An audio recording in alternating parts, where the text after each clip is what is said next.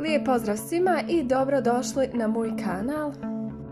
Danas sam pripremala uštipke, a kako ja to radim pogledajte u nastavku videa. Za početak umutite 2 jaja. Zatim dodajte šolju kisele vode. Kao i uvijek radi se o šolji od 200 ml. A zatim dodajte 2 velike kašike ulja i 1 malu kašičicu soli. Zatim postepeno dodajemo 400 g brašna, što bi bilo 20 ovih velikih kašika, i dodat ćemo i pola praška za pecivo. Najbolje dodajte 5 po 5 kašika brašna i zatim fino sve izmiješajte kako ne bi imali grudvice u tijestu. Vas bi zamolila da podržite rad mog kanala tako što ćete mi ostaviti like na videima koji vam se dopadaju i tako što ćete podijeliti moje videe sa svojim prijateljima na društvenim mrežama, a za još sličnog sadržaja pretplatite se na kanal i budite u toku sa svim novim receptima koji vam pripremam.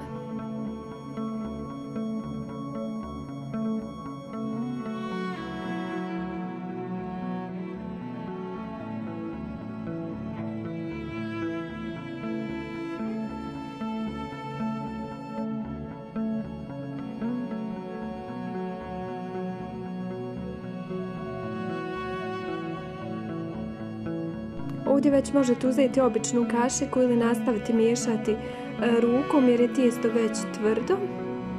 Dodajte svih 400 g brašna, a lako vam je pratiti i kada je tijesto spremno, a to je naravno onda kada se ono prestane lijepiti za prste.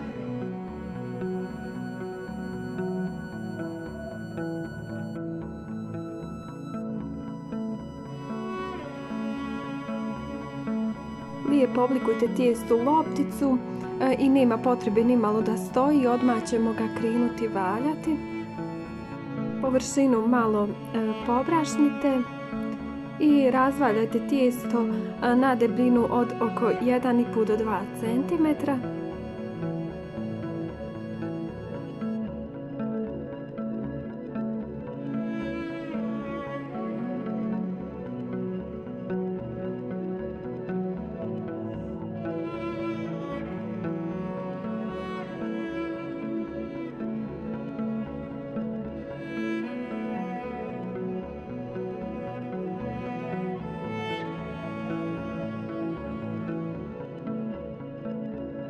Tijesto na kraju jednostavno isijecite na kockice.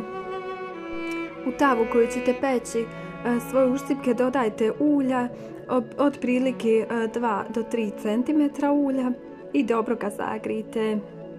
To bi bilo to. Hvala vam na gledanju.